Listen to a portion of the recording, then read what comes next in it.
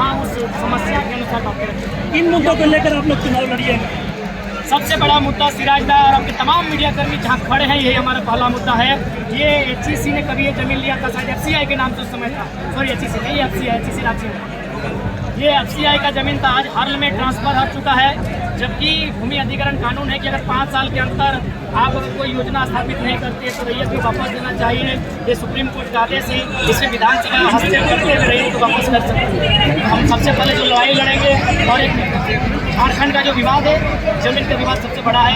आप देख सकते हैं जो आज पाईपट्टी का मैदान है, FCI का मैदान, ये लगभग कई हजार एकड़ों में फैला हुआ है। तो कहीं ना कहीं विस्थापितों के दर्द पीड़ा को आप समझना होगा, और यही हमारा सबसे पहला मुद्दा होगा। और से लोग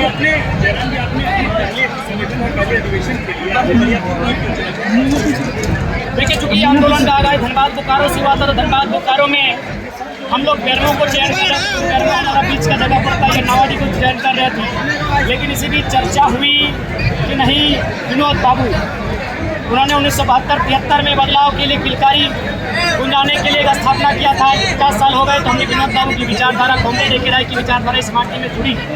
यहाँ के कण कण में, यहाँ के रग रग में, यहाँ के जर्रे जर्रे में, यहाँ की हवाओं फिजाओं में उनकी विचारधारा है। दोनों की जो विचारधारा है वो साम्यवाद साम्यवाद की विचारधारा है, समानता की विचारधारा है, कैपिटलिज्म के विरोध विपरीत जाकर एक विचारधारा को स्थापित करती है, जो एक आम व्यक्ति के विकास के लिए, उन्नति के लिए सोचती है। तो हमें लगता है उस विचारधारा से बेहतर कोई विचारधारा नहीं हो सकती है। इसीलिए हम लोगों ने विनोद बाबू की जन्मभूमि और कॉमरेड ए.के. राय की कर्मभूमि को चुनने का काम किया।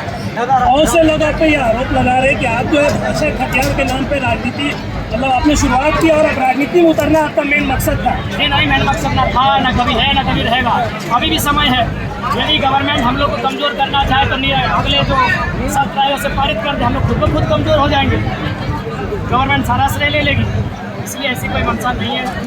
आज जितने भी लोग हमारे साथ से पढ़ने वाले नौजवान हैं, दर्द को समझते हैं, 60-40 की पीड़ा को समझते हैं, नौकरियों को बेचने की पीड़ा को समझते हैं, हमारी ज़मीनों को गलत तरीके से अधिग्रहण करने की पीड़ा को समझते हैं। इसलिए आज पॉलिटिक्स के ज़्यादा जितनी भी पार्टियाँ हैं झारखंड में एक्टिव, जैसे BJP, कांग्रेस, JMM, RJD, सभी के पास बहुत ही ज़्यादा पैसा है। पैसों से मतलब वो लोग वोट खरीद के कुछ भी कर सकता, तो ऐसे में आप कैसे एक्सेप्ट कीजिएगा? देखिए, मेरा मानना है कि हम लोग जैसा आज का अधिवेशन हुआ, जब ऐसा अधिवेशन प्रत्येक विधानसभा में होगा तो मुझे लगता है बदलाव की उम्मीद हम लोग देखेंगे। अगला अधिवेशन कहाँ हो सकता है? चर्चाएं चल रही है, राजधानी में होगी या तो फिर कोल्हान के क्षेत्र में होगी या फिर पलामू प्रमंडल में होगी, क्योंकि पलामू प्रमंडल भोकाल टीवी का घर है। भोकाल तो खूब मचाते हैं, लेकिन पलामू प्रमंडल में हम लोग भोकाल नहीं मचा पाए हैं, इसलिए हम लोग पलामू प्रमंडल की दिशा में बढ़ेंगे। जनता बोल रही है, यहाँ की जनता बोल रही है CM के रूप में देखना चाहते हैं, तो क्या जो झारखंडी भाषा अभियान संघ समिति है वो मेयर पद पे या वार्ड के स्तर पर कोई अधिकृत? निश्चय ही जब आप चुनाव की हम लोग बात ऑफिशियली कर चुके हैं, तो निश्चय ही हम लोग अपनी ताकत के अनुसार वार्ड पार्षद और